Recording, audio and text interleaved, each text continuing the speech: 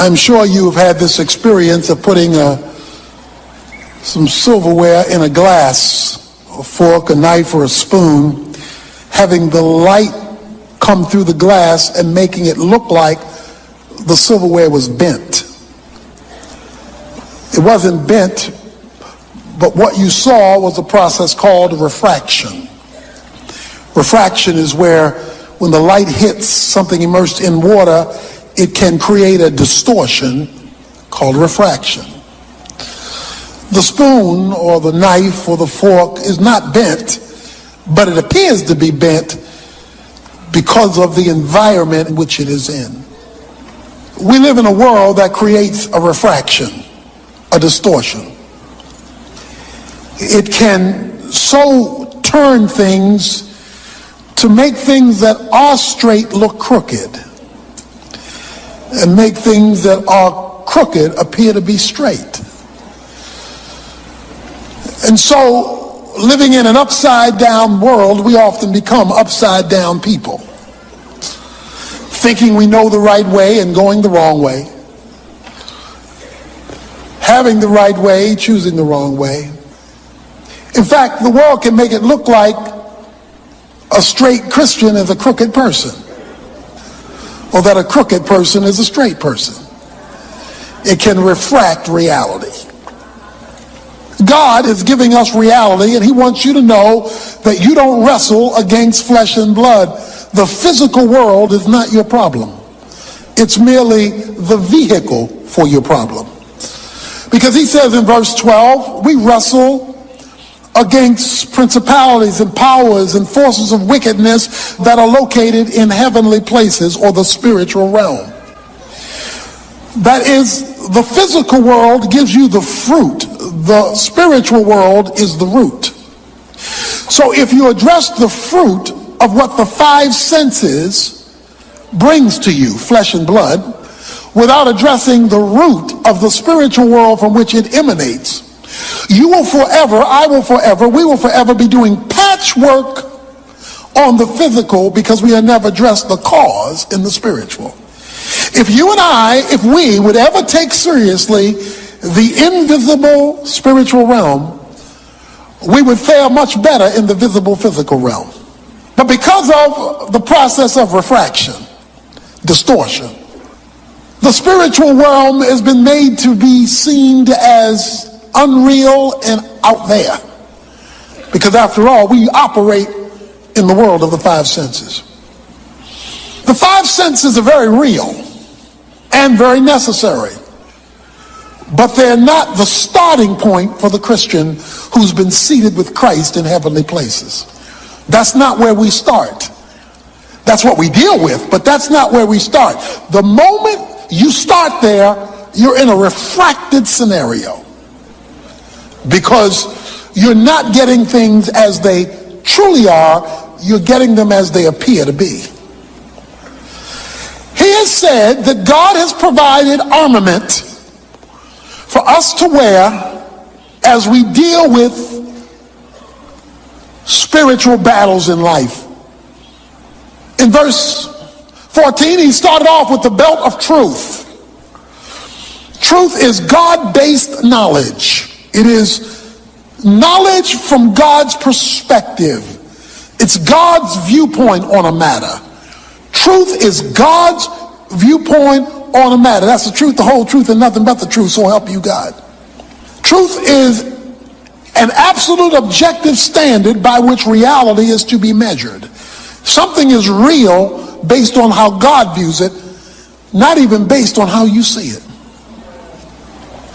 If you're going to win in the spiritual realm, truth must be worn continuously as a belt, because Satan is a liar, and if he knows you're not committed to truth, he will suck you dry based on half-truths or full lies. He then says, put on the breastplate of righteousness. That is, tether your rightness to the truth. The breastplate, the chest, because in the chest is the heart. Have your heart committed to right based on the truth that you now concur with. And then last time we saw in verse 15, he says, have your feet in the gospel of peace. True peace, lasting peace, comes not from a pill, it comes from the gospel. It is embedded into the gospel because the gospel has the grace of God within it, which has been deposited into the spirit that's lodged in your soul. Your soul is lodged in your body. In the pill of your spirit is all the peace you've been looking for, that you've been paying for out there. He says the peace you're looking for is in the pill called the gospel. But if you don't know the gospel, or you don't know how to access the gospel, then the peace that the gospel holds, you don't experience. So you go out looking for pseudo peace, false peace, temporary peace, or you settle for chaos management. Chaos management, not authentic peace. And I said, you always know whether it's God's peace because you don't understand why you have it, given the mess you're in. It's a peace, the Bible says, that passes understanding. You say, well, how do I access all of this that you tell me I have if I'm a Christian? An assumption is that you're a Christian. If you're not a Christian, you have nothing to access. But if you are a Christian, if you have responded to Jesus Christ, how do I access this victorious living in the midst of the spiritual battle that I'm experiencing in my physical world? How do I access it? He answers that in verse 16. He says, in addition to all, taking up the shield of faith, with which you will be able to extinguish all the fiery darts of the evil one. He introduces us to the next piece of armor called the shield of faith, or let's put it another way, the shield which is faith. The shield is actually faith itself. I want to today clarify faith for you because many of us have misunderstood faith, misused faith, misunderstand faith, and yet faith is critical because he says, leading off verse 16, in addition to all. In other words, and I know I've told you a lot so far, but if you grab this one, you got it all. This one, he says, is key. Faith. In addition to all, take up the shield of faith. Now, notice the verb, take up. The first three pieces of armor, he didn't use the word take. He uses the word to be. In the text, it says having in verse 14 and 15, having the belt of truth, having the breastplate of righteousness, having the shoes of the gospel. But now he switches verbs. The first three are something you wear all the time. You keep truth with you. You keep righteousness with you. You keep the peace of God with you. You keep those with you. But now when he comes to this next piece, the shield of faith, he says that one you pick up. You take. The first three you keep with you all the time. The last three you pick up on an as-need basis. It's like a baseball player. He wears his baseball suit during a baseball game. He never takes off his uniform, but he picks up the bat when it's time for him to bat. He picks up the glove when it's time to go to the field. In other words, he picks up those as needed. The first three you keep with you. You never take them off. You never change those clothes. But now you must take up the shield of faith. Please notice, you got to take it up. God won't take it up for you. This is your responsibility. He calls it a shield of faith. A Roman soldier had a shield. When it was time for him to fight, he would take his shield. The shield was 2.5 feet wide, 4 feet long. This shield was so situated that a Roman soldier could crouch down and hide his whole body behind it. In other words, the shield covered all of him. When it was positioned correctly, his full body could hide behind it. In fact, when you see them in battle, sometimes the Roman soldiers would link their shields next to each other and a whole army could crouch down and hide behind it. Because the shield of faith would handle anything that the enemy threw at it, whether it was a javelin or whether it was an arrow. So the reason why this particular armament is so critical is that it covers all of you if you're behind it properly.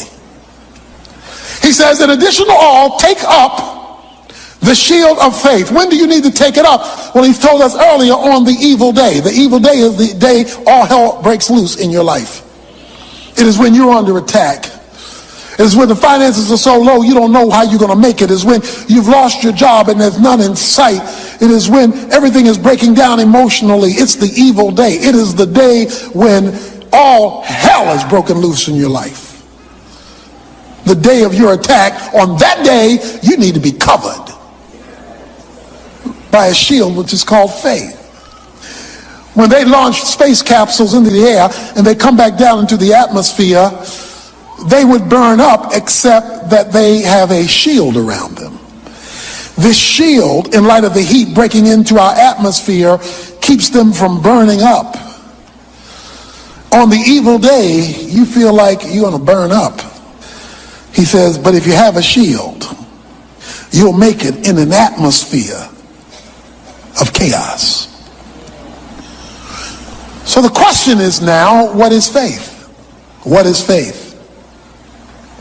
Let me give you a simple definition of faith, as simple as I can get it. Faith is acting on the truth.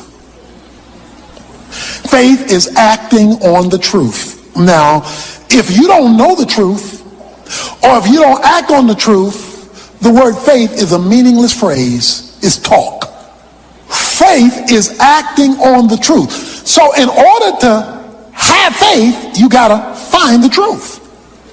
And the truth is God's view of a matter. So if you're not interested in discovering God's view on a matter, forget having a discussion about faith. Because faith is only faith when it's tethered to truth. Because when it's tethered to truth, it knows the right decision to make, confirmed by the shoes of peace, because you exercise the real meaning of faith. Faith is merely acting like God is telling the truth. A lot of people talk about faith who are not connected to the truth and wonder why faith isn't working. So guess what they do? They go around looking for more faith, thinking if I can get a little bit more faith, maybe I can get a little bit more help. But you cannot have faith and get help if your faith is not tied to truth. And truth is what God says about a matter.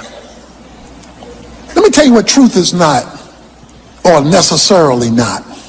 Faith is not necessarily feelings. You can feel full of faith and have no faith.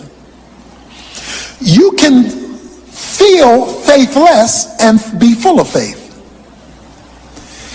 Faith is not based on how you feel. Now, how you feel may be consistent with faith in a given moment, but at another moment, how you feel may have absolutely no correlation to faith whatsoever.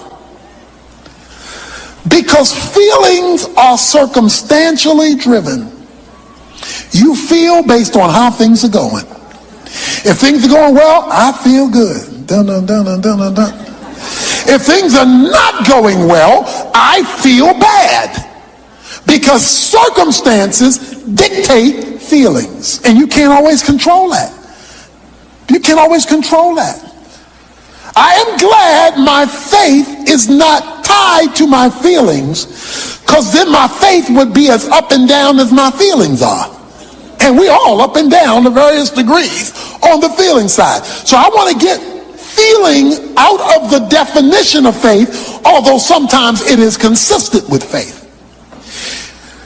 Faith is acting on the truth, whether I feel the truth or not, whether I like the truth or not, whether I agree with the truth or not. Faith is acting on it.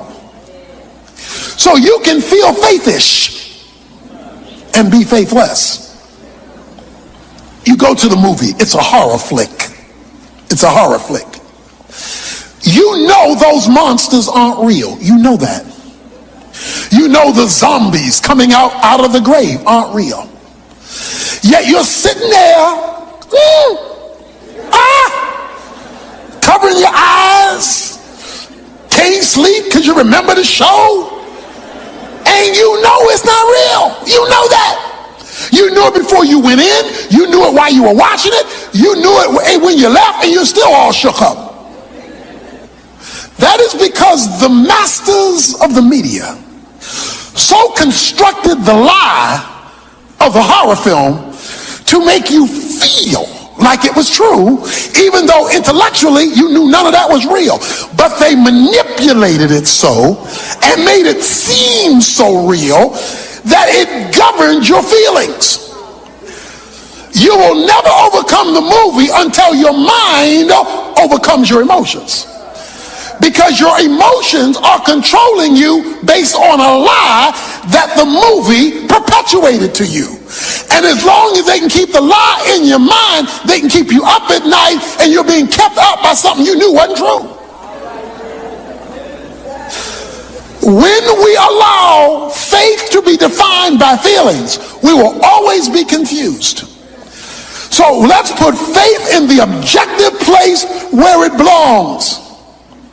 I love this. I love this story in Luke 5. Jesus asked Peter, Peter, have you caught anything yet? Peter said, no, we haven't caught anything yet. Jesus says, Peter, why don't you cast your net on the other side? Peter says, Jesus, let me help you here. You stick with preaching. I've been fishing all my life. This is the Zebedee Corporation, and we know fish, you know sermons. He seeks then to instruct Jesus on how fishing works. Jesus, point number one, we have been fishing all night.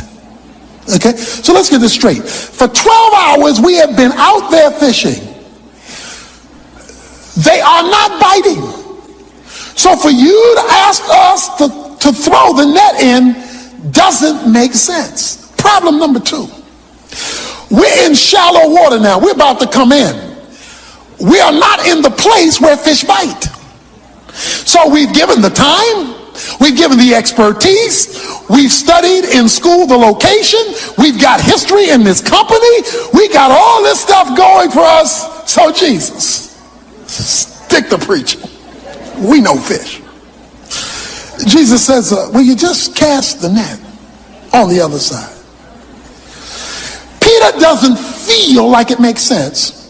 His history says it doesn't make sense. His perspective, his company, none of this makes sense. But then he says, but at your word, just because you said it, even though I don't kind of think you know what you're talking about, but because you said it, I'm going to act on what you said, even though my perspective doesn't agree with what you said. I'm going to act. And he threw the net on the other side. When he threw the net on the other side, he got the biggest catch of his fisherman life. It said he got so much catch of fish that it dragged the boat down and the boat was about to sink. He could now build a condo on the Galilee River. He caught so much fish. He discovered on that day a principle of faith that if you and I would ever discover it, it would be transforming in my life. In spite of what I learned, in spite of what my history is, in spite of what my background says, in spite of my education, in spite of all the stuff I have accumulated, in spite of my own perception of my own natural brilliance, if I would simply do what he says, I would discover there is a lot more to this than I ever knew, because I would discover my finiteness and I would discover his infiniteness. I would discover, see, one of the things that's keeping us from experiencing God is we know too much. We know too much. If we were half as educated in the Word as we were in the world, we'd be a lot further. We want a master's degree in our subject, but we want to be dropouts in Scripture. And we wonder why nothing's working, because we don't know enough truth to have faith in it. Faith is acting on the truth, which means I want to know the truth so I can act on it, which exhibits faith so that I can see God move. Now let me explain something now. Faith does not make God move. Let's get this straight. Because if you believe faith makes God move, then you're going to be looking for more faith. You don't need more faith.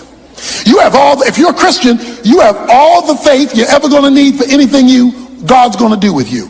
Let me help you now. Oh, God's trying to increase my faith. No, he's not.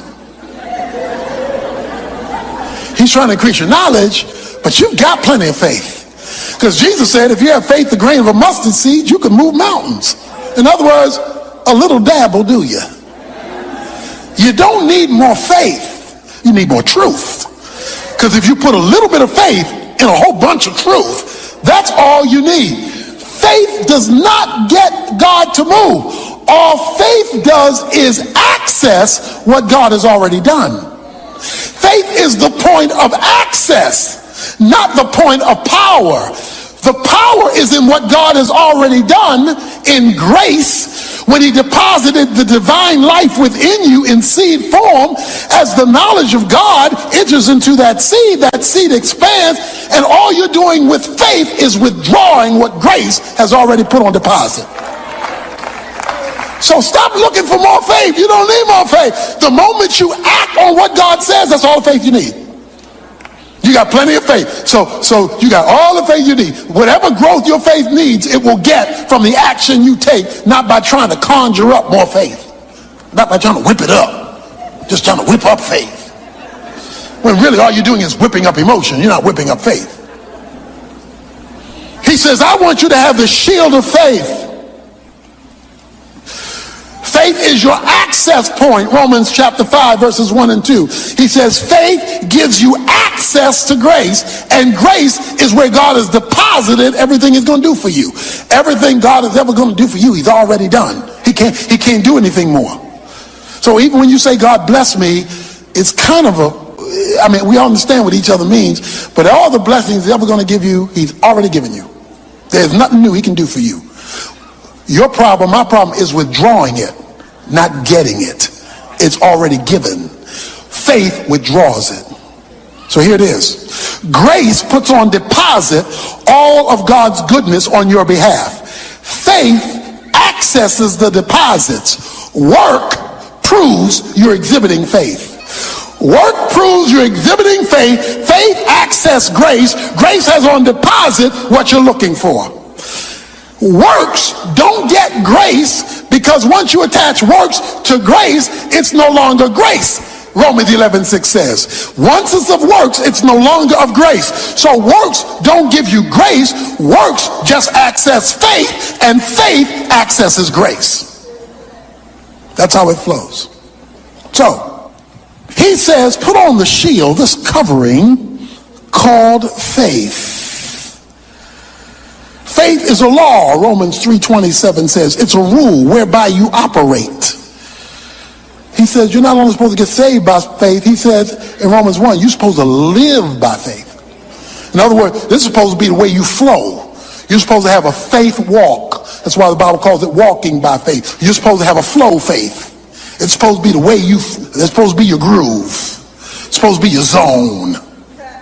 It's supposed to be how your modus operandi. But it must be linked to truth. Now here it is. Please notice this. I'm explaining faith.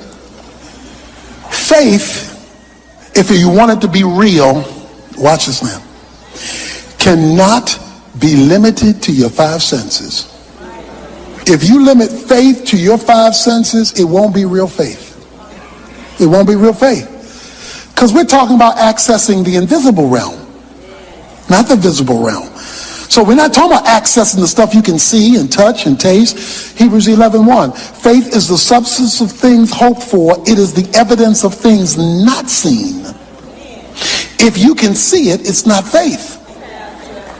If it's tangible and if it's moving in the physical realm, it's not the faith God is talking about. That's just human faith anybody could have. Anybody gonna believe something that they looking at. I believe you sitting there. How come? Because I see you.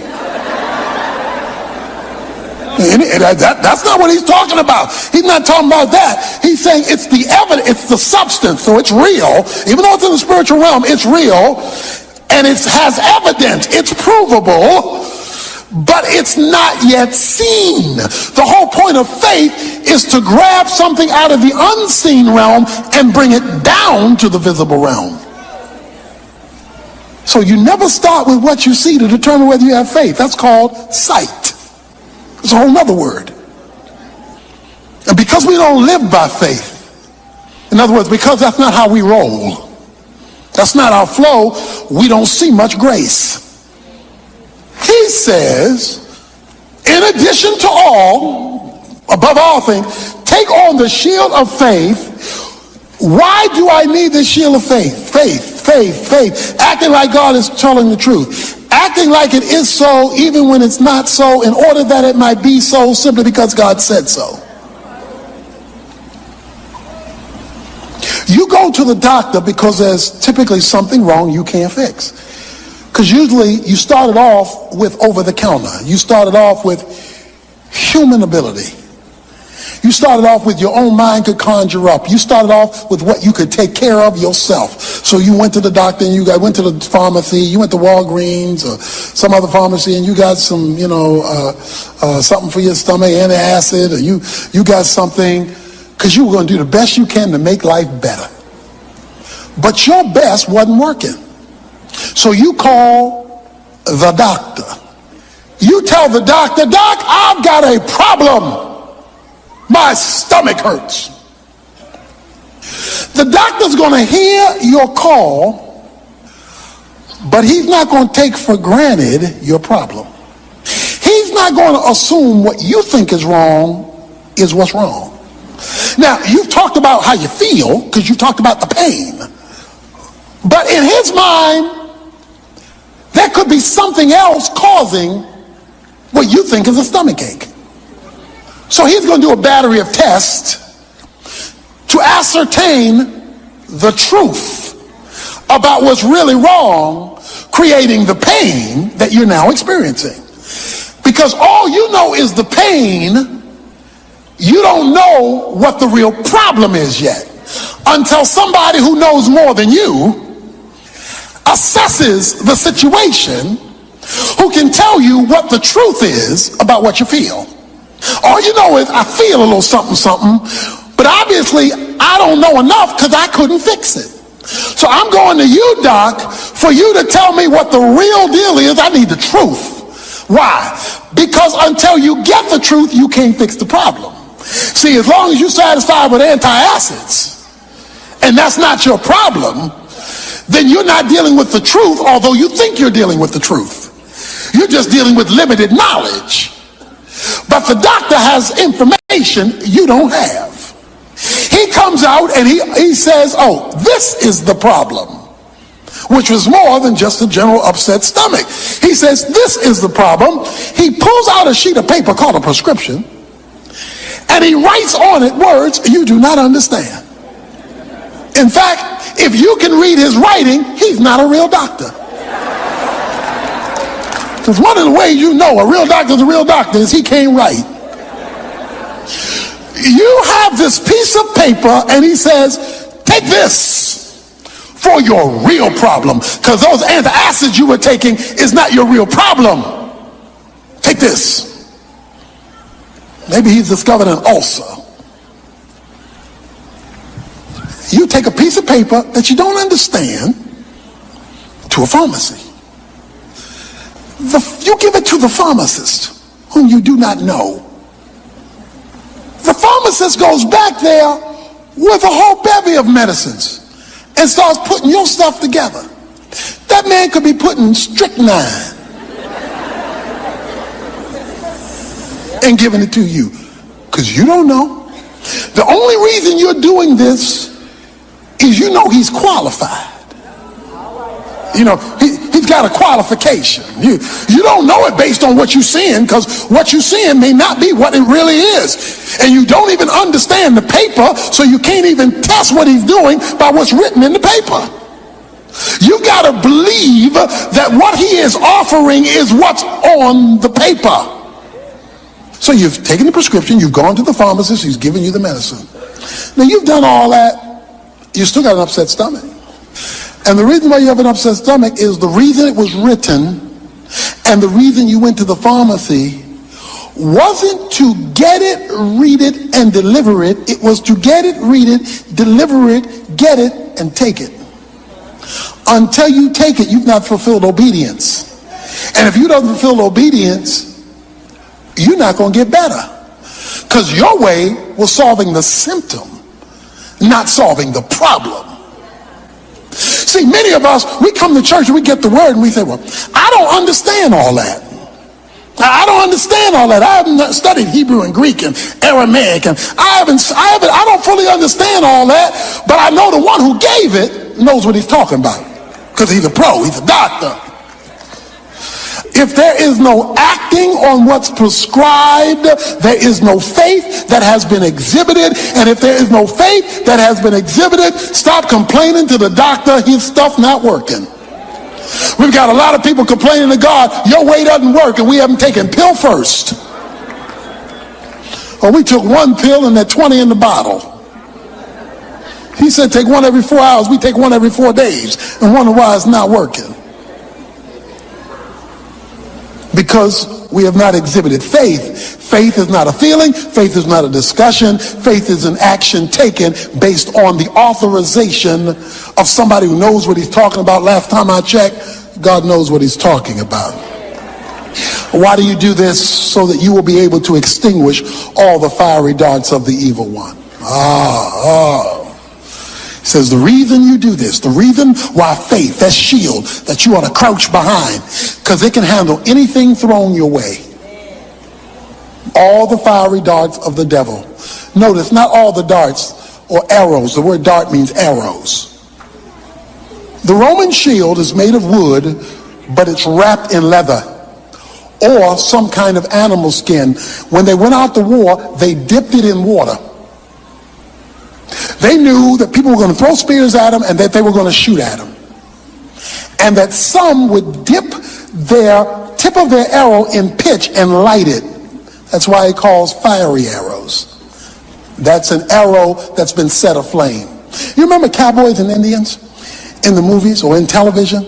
And the wagon train would be going around, and then the Indians would attack the wagon train. Then the wagon train would get in a little circle. Then the cowboys would get behind the wagons and start shooting at the Indians. And the Indians, they riding around and they shooting arrows at the cowboys. Well, now, it really wasn't a fair fight, because at least in the earlier days, the cowboys had all the guns and the Indians had all the arrows. Man, that's not a fair fight.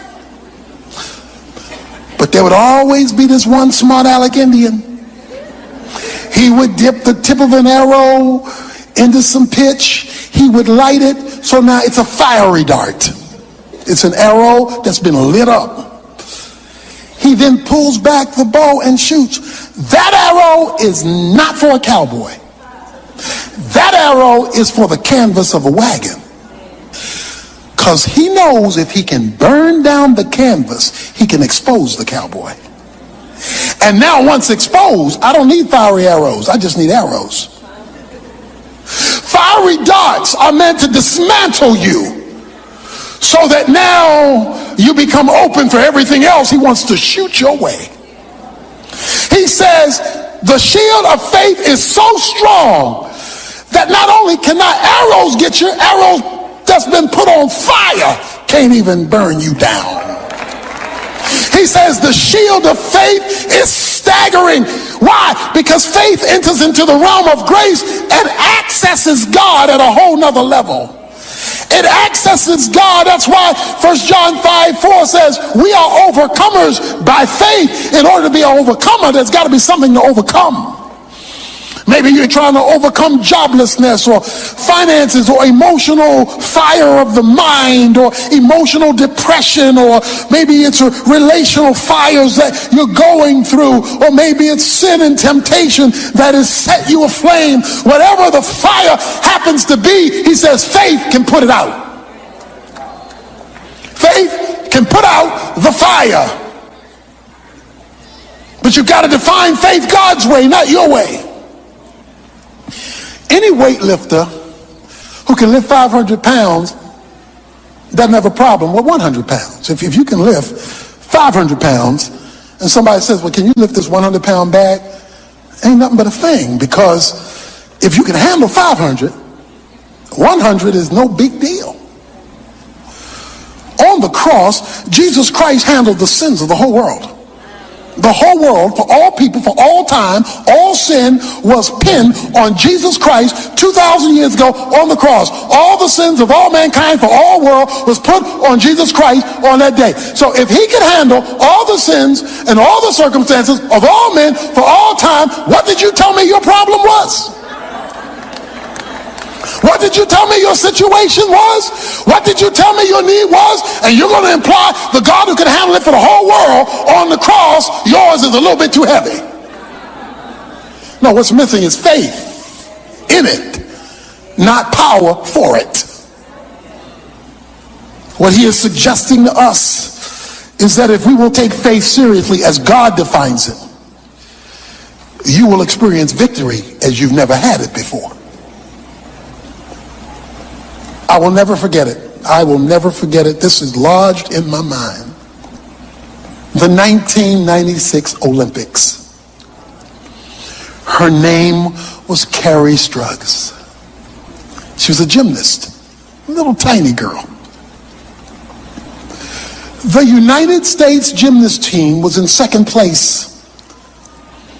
Carrie Struggs was the last gymnast to go, and she had to make a certain score to overcome the first place team. I don't remember whether it was Romania or Soviet Union, but whoever it was, she had to do this certain 9-point something to overcome so that the United States would win the gold medal. So all the pressure is on little Carrie. Carrie stands and Carrie looks down because she has to vault. She has to go, propel herself, flip over the horse, and come back down standing up to get a high enough score. Little Carrie takes off and she's running. She hits the spring. She hits the horse. She flips over and she comes down, but she comes down wrong. And she horrifically twists her ankle so that she cannot even walk. She falls down. She cannot even walk. Low score. You could hear the hush over the crowd, particularly of the Americans. Oh no, you could see her team wince. And Carrie began to weep. Because this whole thing is riding on her. She has one more jump. One more jump. But she can't walk. And to do this, you got to be able to run. Jump, hit, put pressure down and jump, flip, and you got to land standing up to get a high enough score to win. She's got one more jump. So she's there weeping and trying to stand up. Barely can stand up on the one leg. Can't put any pressure on the second leg. Over in the corner was her coach, Bella Corolla, the famous gymnast coach. He looked at Carrie crying because they couldn't go meet.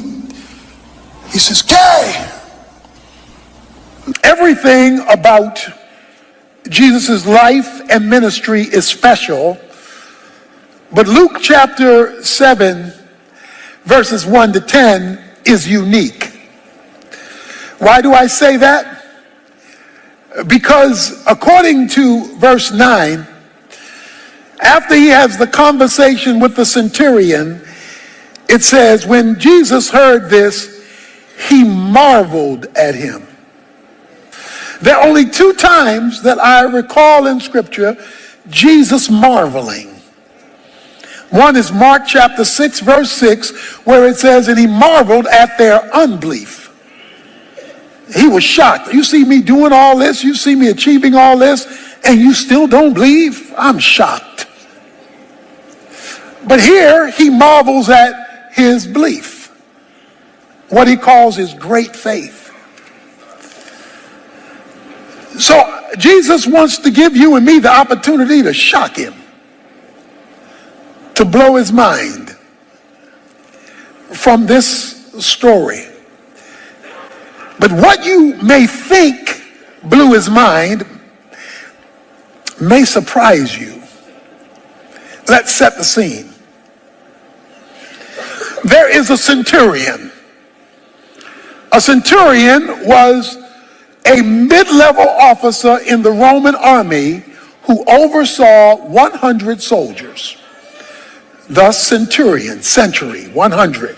He oversaw 100 soldiers in a legion of 6,000 soldiers. So the legion, the Roman legion had 6,000, and he was responsible for 100 of those 6,000, much like a captain or maybe a major in our army.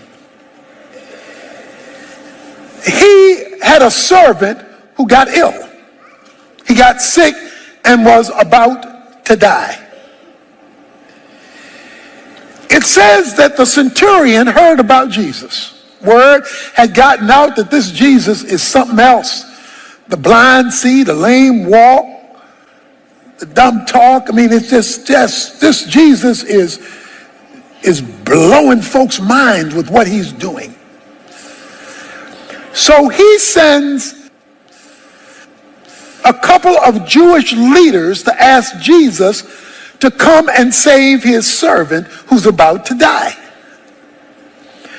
Now that's unusual within itself because the Jews hated the Romans.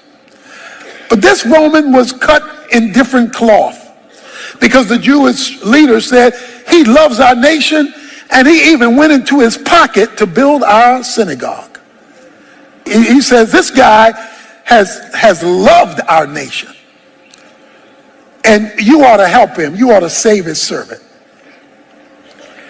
So Jesus is now on his way to the centurion's house, who has made a prayer request. Save my servant's life. So far, so good. Jesus is on his way. He's gotten the prayer request. Looks like the answer is on the way. However, before Jesus gets to the house, the centurion sends the message. He says in the end of verse 6, I am not worthy for you to come under my roof. Don't come any further. He sends some of his friends and says, tell Jesus don't come any closer. I'm not worthy. So one of the things we need to note as we get into this is this centurion, he may have had a lot of money, may have had a lot of clout, but in the presence of Jesus, he was a nobody. So I don't care how high you get, how much money you have, how much clout you accumulate, in the presence of Jesus, you're not worthy. So this highfalutin centurion understood, he knew his place in the presence of Jesus. He says, don't come to my house. I'm not worthy for you to come. But wait a minute, you just asked him to come. You just asked him to come save your servant. But now you're telling him not to come. Or well, what do you want him to do? The centurion says, he says, I'm not worthy, verse 7, but just say the word, and my servant will be healed. The key to this whole story is verse 8. I need to read it again. For I also am a man placed under authority, with soldiers under me, and I say to this one, go, and he goes, and to another, come, and he comes, and to my slave, do this, and he does it. Now when Jesus heard this, he marveled. Let's parse this. I am also a man under authority. Let's back up to one word. Also. I am also a man under authority. When you use the word also, you mean like something else. I am like something else, or in this case, I am like someone else.